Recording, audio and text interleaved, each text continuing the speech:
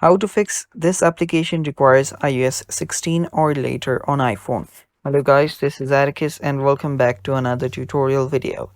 In today's video, I'll teach you guys how you can fix this application requires iOS 16 or later error whenever you try to download an app on your App Store. So let's get started.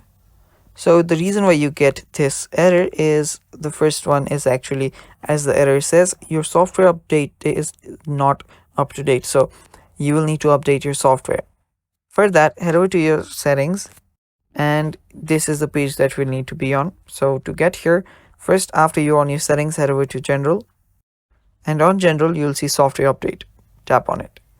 After doing that, let it check for updates, and after it's done checking for updates, you'll get update. Now after you find an update, tap on update button to update to the latest version.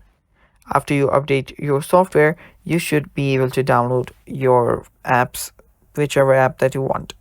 Now even after doing that, if it does not fix the issue, scroll down under general. There you'll find transfer or reset iPhone. Tap on it, and there you'll see reset.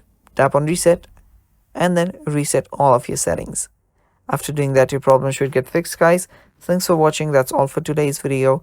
Don't forget to hit the subscribe button and stay tuned for more.